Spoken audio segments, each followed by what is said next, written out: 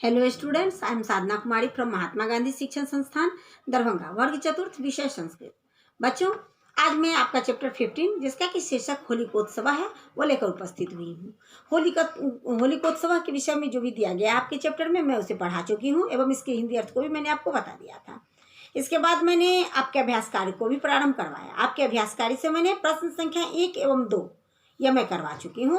आज करवाऊंगी प्रश्न संख्या 3। तो आइए देखते हैं प्रश्न संख्या 3 को।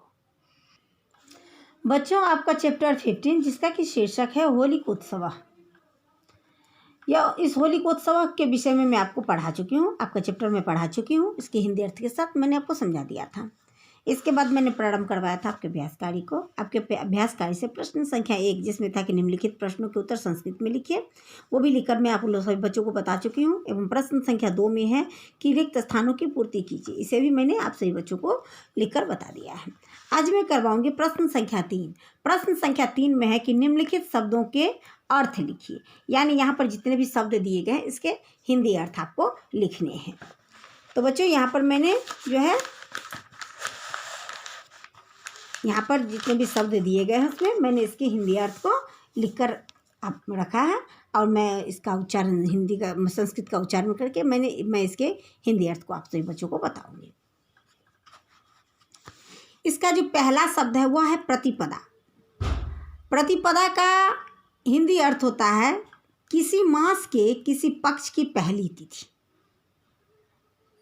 किसी मास के किसी पक्ष की पहली तिथि को कहते हैं प्रतिपदा।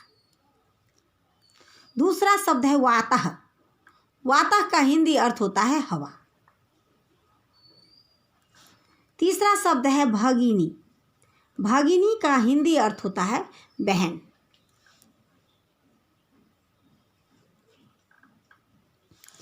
चौथा शब्द है इसका हंतुम। हंतुम का हिंदी अर्थ होता है मारने के लिए। पांचवा शब्द है अंकी। अंकी का हिंदी अर्थ होता है गोदी में।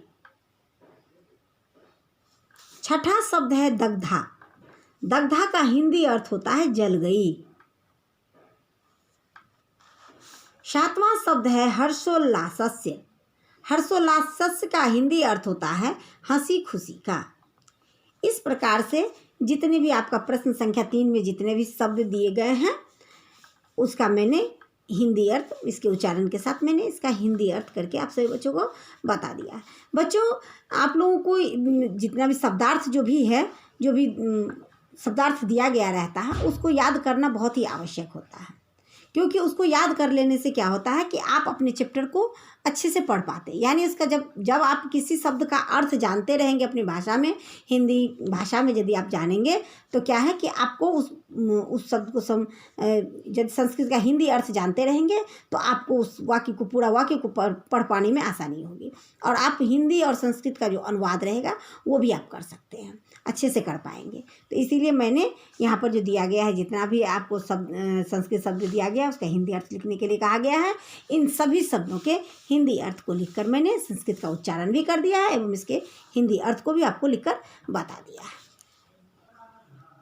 बच्चों, इस प्रकार से मैं आपके चैप्टर 15 जिसका कि शीर्षक होलिकोत्सव है, इससे प्रश्न संख्या 3 को भी मैंने आज आपको कंप्लीट करवा दिया। आप सभी बच्चे भी ध्यानपूर्वक मेरे द्वारा जो भी कार्य करवाए जा रहे हैं उसे अपनी कॉपी में लिखकर अवश्य याद करिएगा, ताकि एग्जाम में किसी प्रकार की परेशानी का सामना ना करना पड़े। आगे के कार्य को लेकर मैं फिर उपस्थित होंगी, तब तक के लिए धन्यवाद।